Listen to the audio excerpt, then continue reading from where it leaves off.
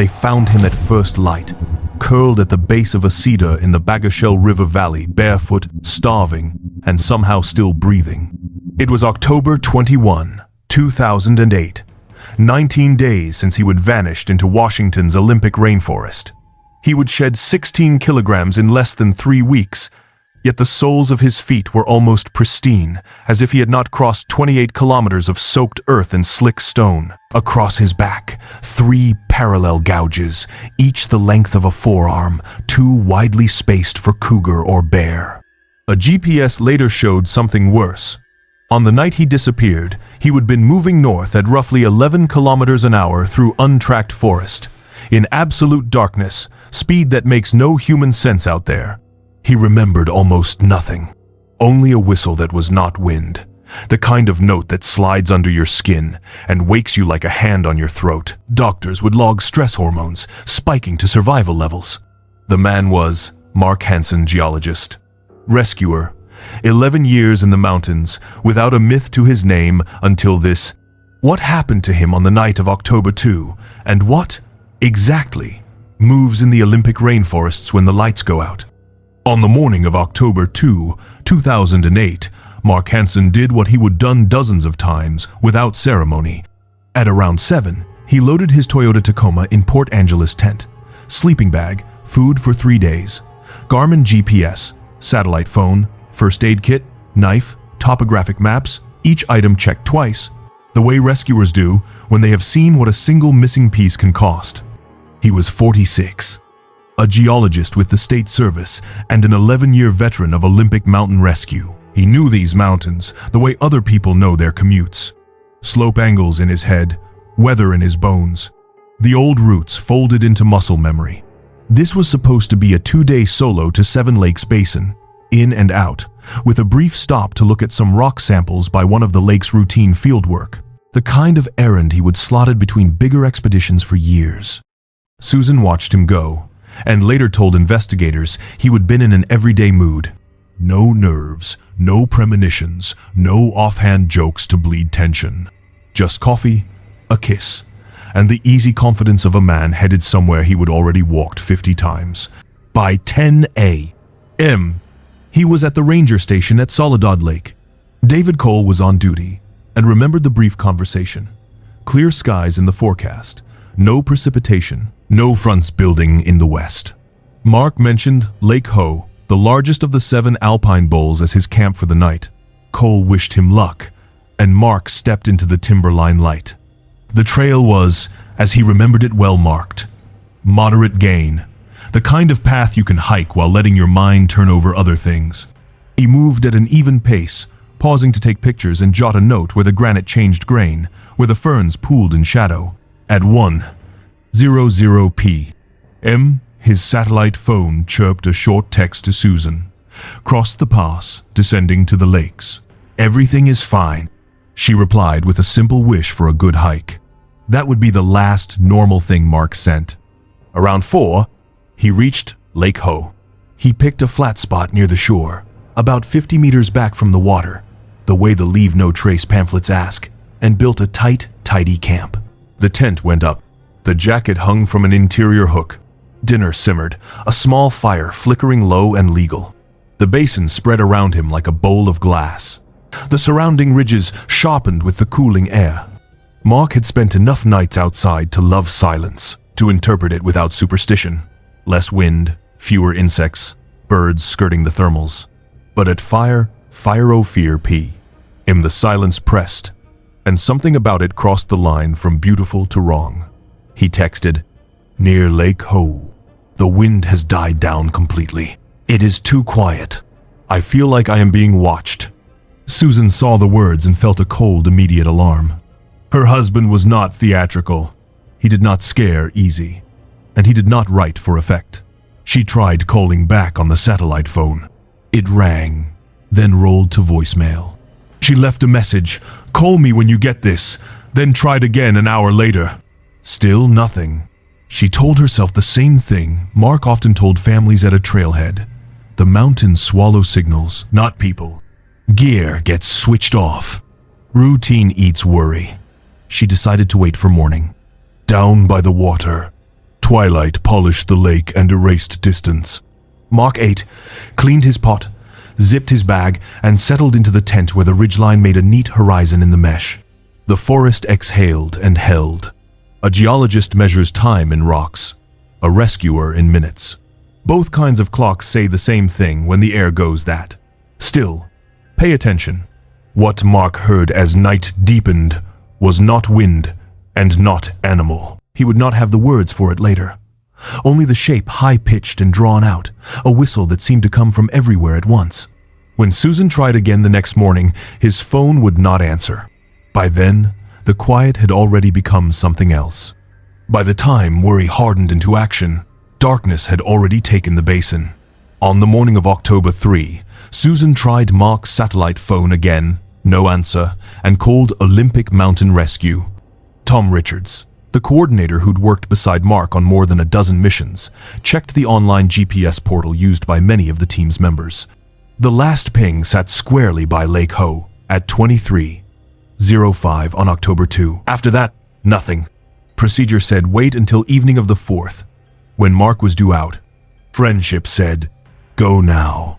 Tom gathered 6 volunteers and drove for the Soledad trailhead, rolling in around 11 p.m. Headlamps ready, bootlaces tight. The climb-in was a fast, silent ribbon of light, bouncing off fern and trunk. They knew every switchback by heart. They would walk families down this same path, teaching their eyes to read sign in the half-light. It took them 5 to 6 hours, and just as the ridge thinned from black to charcoal, the tent appeared right where Mark would have put it 50 meters back from the water. The lake, a sheet of pewter beyond. No slashes, no collapses, no claw marks or torn guy lines. Tom called out. No answer. He thumbed the zipper and ducked inside. What he saw looked like a life paused, not shattered. The sleeping bag lay unzipped, as if someone had sat up quickly and swung out a leg. The jacket hung from its hook. The backpack huddled in the corner with gear still nested, the way Mark packed, methodical, precise. On the bag, the satellite phone screen dark. The Garmin GPS unit beside it powered off. At the tent flap, a pair of boots stood neatly, toes pointed outward, ready to slide on. Tom stepped back into the wet morning air and felt, briefly, the vertigo of a scene that offered nothing to push against. It was as if Mark had eaten dinner, tidied his camp, lain down, and then, without jacket, shoes, or phone, stepped into the night. They widened their circle. On the soft earth near the tent were the prints from his boots, set down when he would pitched and settled, but no barefoot impressions leading away. The fire ring held last night's heat in the ash. The pot was cold with something like the faint tack of dried dinner. 50 meters north, at the first curtain of trees, Jason Miller's beam struck metal. A flashlight Mark's model. The team recognized the knurled grip lay on its side in the moss. Lens pointed into the thicket. It was switched on but dead. A silent, spent finger aimed at a wall of trunks. Tom turned it in his hands and found nothing wrong with it. No cracks, no mud in the threads. Why did it stop here? What was he trying to see? They called in more help by noon rangers, additional rescuers, and stitched a methodical grid over the shore and trails. Voices carried across the water and came back smaller. The dogs arrived in the afternoon. 2 experienced search animals who had cut their teeth on real finds and hard losses. The dogs took scent from the tent and set off north with confidence, tails up, noses low. 100 meters in, they stopped as if the earth had changed beneath them. One dog whined. The other lay down and refused to move. The handlers coaxed, circled, tried to cast wider for a new line, but the animals backed away like the air ahead of them was heat. They will usually spiral to recover a trail. Dog handler Robert Green told Tom later. This was not a loss. It was a no. By evening on October 4, 20 people were at 7 lakes.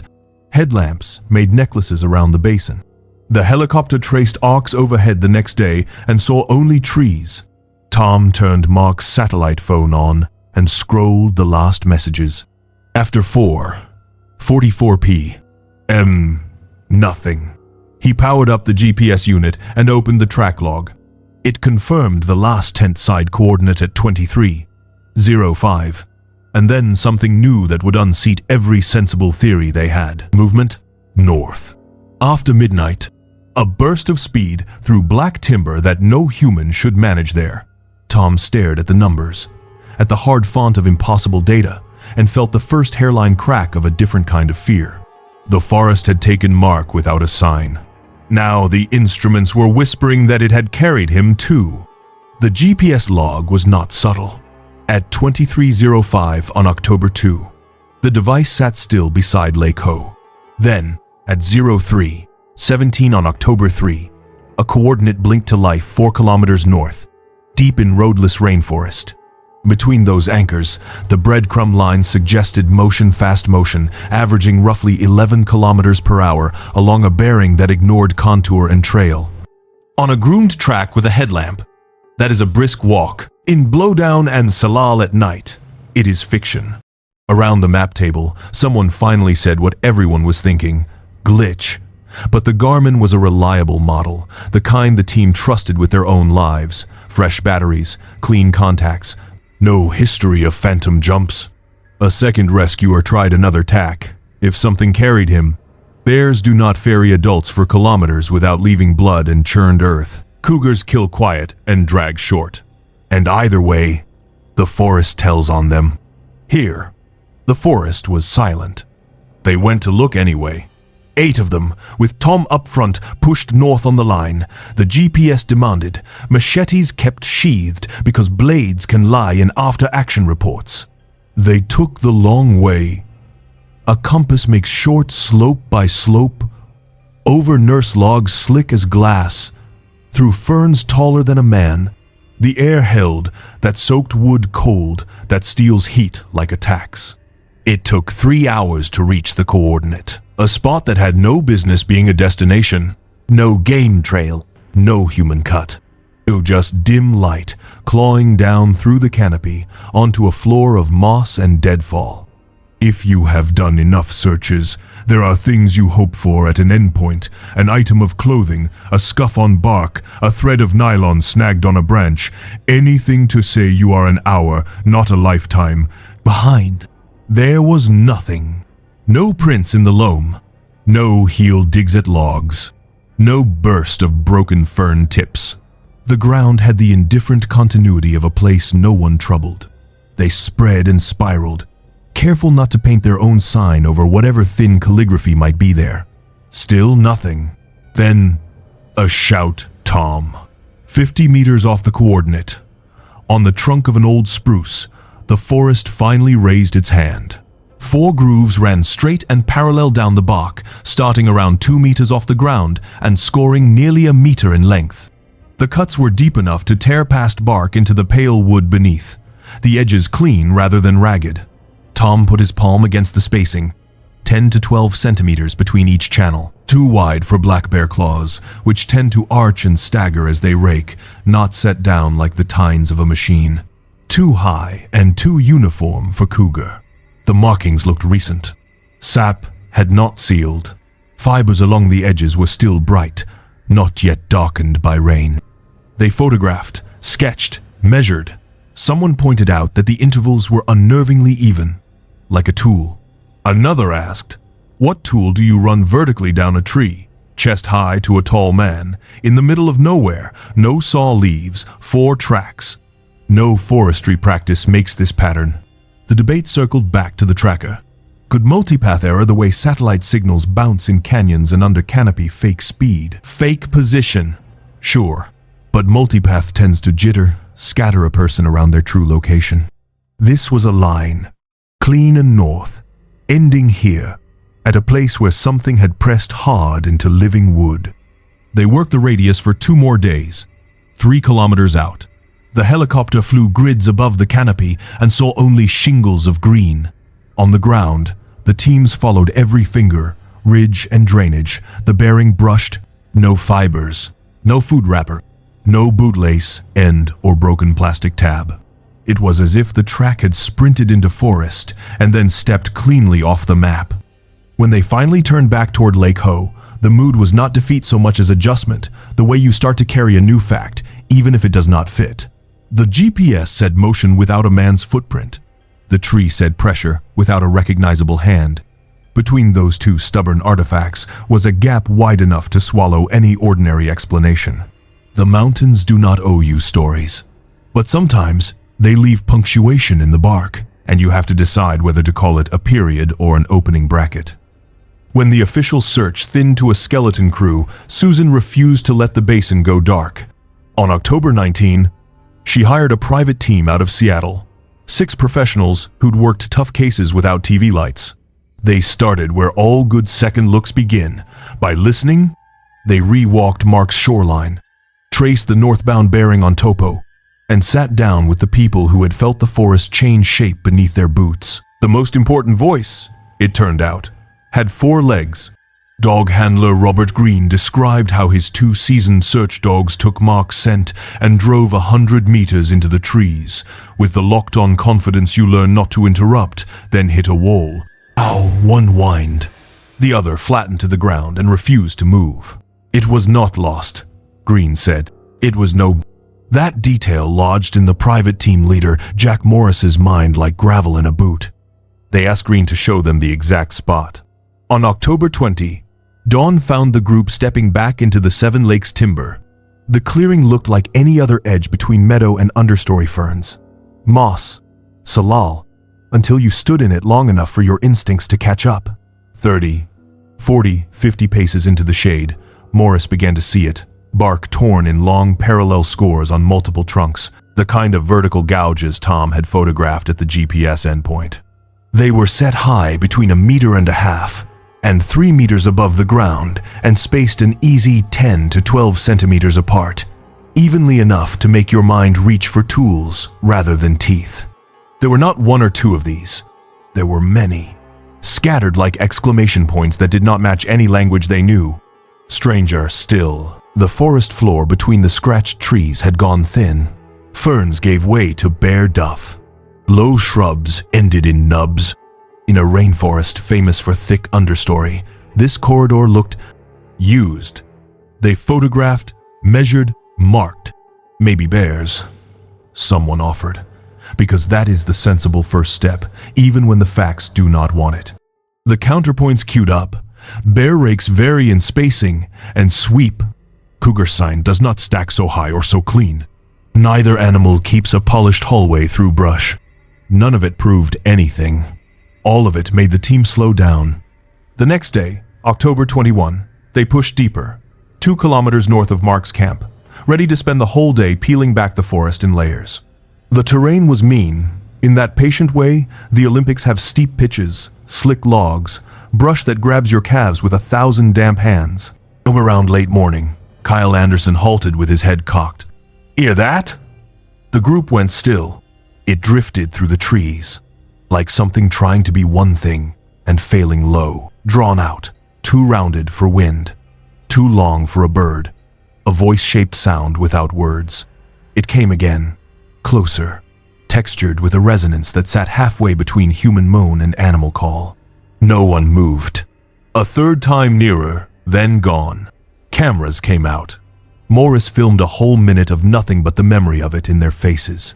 They turned back before the light could turn on them. Caution is not fear. It is experience wearing a seatbelt. On the retreat, passing one of the taller, freshly scarred firs, Kyle's eye snagged on a small, ordinary thing, almost camouflaged by the forest's color palette. A hiking sock, dirty, torn, ground into the moss at the edge of the cleared path. No brand tag, but large and thick, the kind that fills a boot snugly. They bagged it, logged coordinates, and carried it out. Back in town that evening, Susan took the sock in both hands like it might still be warm. She did not hesitate. Mox. She would bought the multi-pack. The private team pushed on for another week, pulling thread where they could. They found a scrap of trouser fabric, a plastic button, a few whispers of presence that said he would move north through a place animals avoided. None of it answered how he crossed distance without footprints, or what shook trained search dogs into stillness. But the corridor of scratched trunks, the trimmed understory, the unnameable sound, and the sock Susan knew by heart redrew the map with a new boundary. this was not just where Mark vanished. It was where something else moved. 19 days after that last message, the forest gave Mark back. Dawn had just lifted the mist when brothers Brian and Tom Keller were skirting the Bugashel River Valley, working a deer line few hikers bother with. Around 8, a sound brushed the ferns, thin, tired, almost more intention than voice.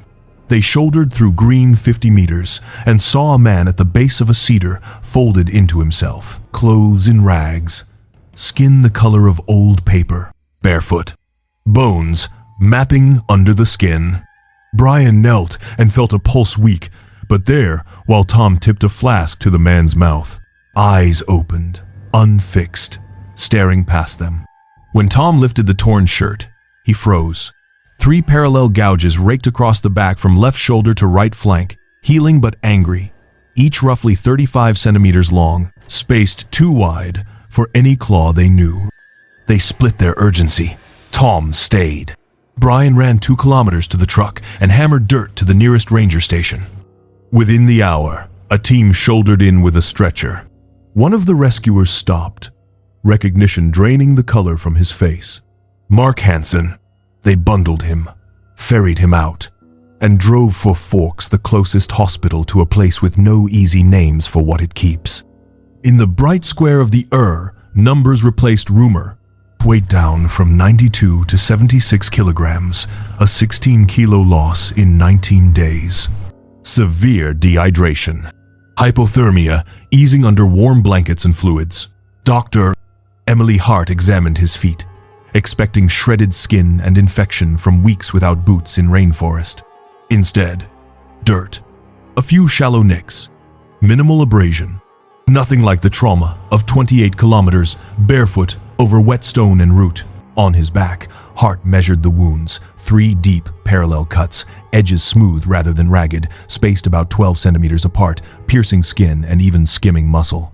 They photographed, swabbed, and logged. Not cat, not bear, she told a nurse quietly. If this was a tool, it was not any I know. They stabilized him with IVs, electrolytes, slow nutrition. Language returned in shreds. Susan arrived by afternoon and folded around his hand. Recognition flickered, settled, then slipped again. He slept in shallow, startled waves, as if the act of closing his eyes tugged him back under trees. By the next day, a detective took the empty chair at bedside and asked careful questions. Mark's answers came like stones surfacing in clear water. Simple, heavy, spaced by silence. Last memory.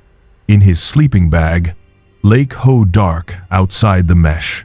A sound waking him, not the skitter of small life or the sigh a ridge makes when wind changes. A whistle high, sustained, everywhere at once, as if the air itself had been tuned. He unzipped the tent. Beyond was not night as he knew it, but a kind of thick darkness that ignored the fact of stars. Terror arrived, without argument. I just knew I had to run, he said. No jacket, no boots, no light. He sprinted into the dark. The next image he owned, daylight ground against his cheek. A tree close enough to smell wet wood, weakness, like gravity. After that, his mind offered fragments drinking from streams, tasting berries and moss, crawling, walking, sleeping where he fell. Something behind me once, he said, voice small. Heavy footfalls, slow, not quite human cadence. Pain tearing bright across his back. Then nothing. When asked if he would seen a face or shape, he shook his head. Only a shadow, big, moving wrong. Psychologist Dr. Jeffrey Stone evaluated him over 2 sessions. The notes were clinical, the conclusions stark. Acute post-traumatic stress, dissociative memory gaps, severe anxiety. Blood work showed adrenaline and cortisol at levels seen in people who've endured prolonged, life-threatening stress. He is not malingering, Stone wrote. His reactions are genuine. Forensics worked the wounds like a puzzle that refused to give edge pieces. The spacing did not match. Known predators. Black bear rakes closer, grizzlies closer still. Cougars tear and bite high toward the neck. The edges were too clean for teeth, too deep for a single knife stroke, and a tool that could score 3 parallel channels so evenly would need hands, or something like hands strong enough to drive it through living muscle. The official report could only say what it was not. What it was would remain unwritten. 3 days later, Mark went home, body mending, mind vigilant. He avoided mirrors. He stared through windows at ordinary streets that suddenly felt like thin glass between him and a sound he could not unhear. When Tom Richards visited, the man who had led people into storms and out of them could barely find words. "I am not going back there," Mark said finally. "Do not go there." The investigation tried to thread order through a month that refused it. After the first frantic days, the park widened the net. Then, on October 10, handed the file to the Clum County Sheriff's Office. Detectives retraced each hour and found only a handful of hard artifacts to pin to the map. On October 12, a ranger sweeping 8 kilometers north of 7 Lakes spotted a torn t-shirt on creekside rocks, stained and heavy with water. Lab work said the blood was Mark's, but the amount was small evidence of injury, not slaughter. Teams pounded that drainage for 3 more days and recovered nothing else. On October 18, with volunteers thinning and daylight hours shrinking, the park suspended the official search. The case remained open. The mountain would have to talk in its own time. 3 days later, it did, by returning Mark alive. Even with a living witness, the file did not get easier. The detective collected Mark's statement. The whistle, the swallowing darkness, the run with no shoes, the sense of something behind him that moved wrong and measured it against the physicals. 3 parallel wounds with edges too clean and spacing too wide for known predators. Hormone panels pegged in survival territory. Feet that defied the logic of 28 kilometers of rainforest without boots. Forensics could only write negations not consistent with cougar, not consistent with bear, unidentified instrument or mechanism, which is the sort of language that sounds like evasion until you have stared at evidence that won't marry to categories. The rangers kept working the terrain, unofficially, because that is what rangers do when a place starts to speak in a dialect they do not know. They documented more scratched trunks in pockets north of Lake Ho. The grooves set high and parallel, and noted patterns the incident reports rarely include. Deer skirting those stands in wide arcs. Birds avoiding perches on the scarred trees. Small mammals absent where they ought to be busy. Douglas Turner, a naturalist whose notebooks ran deep with the park's quiet rhythms, said what most would not on the record: the Olympic Peninsula is punishingly vast and underseen. If a large, unclassified predator were going to hold ground anywhere in the lower 48 without leaving a clean trail for taxonomy, it would be here. Officially, that theory stayed on the far edge of the map. Unofficially, people stopped lingering where the bark read like tally marks. Back home, the aftermath landed in a smaller room. Mark's body healed quickly, the way fit bodies do when given warmth, food, and rest. His mind refused to accept the old contracts. He woke at odd hours and sat at the window until the light frayed, tracking nothing in particular. When Tom Richards came by with the clumsy tenderness of a friend who'd shared risk and rope, Mark offered what he could. "I am not going back there. Do not go there." He typed his resignation from Olympic Mountain Rescue the first week of November. Tom tried to talk him around easier work, shorter responses, no overnights, but Mark shook his head. He resigned from the State Geological Survey soon after and took an office job in town. No field work.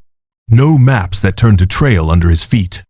Reporters called and were politely ignored. The detective asked if Mark would speak on camera to steady speculation. "I do not want people to think I am crazy," Mark said at last. "I know what I saw, but I can't prove it." The park issued a final statement with the words you use when you have to close a page without closing the question. A probable encounter with an unidentified animal, an accident in wilderness, an outcome rare and fortunate. Off the record, a ranger traced 4 fingers down the air, a hand's width apart, and said nothing. The Olympic rainforest returned to its green silence, the kind that swallows boot prints after one good rain and lets a man disappear for 19 days without leaving his feet cut to ribbons. On the map, the 7 Lakes Basin is still a pretty loop with lake names like windows on the ground. Some who know it best give a certain corridor a wider berth. And when the wind falls utterly still, around 4 in the afternoon, they listen. Every mystery needs a door. This one has a whistle. If you ask Tom what he believes, he says the only honest thing a rescuer can say when the facts in the forest disagree. I believe, Mark. I also believe the mountain keeps some things to itself.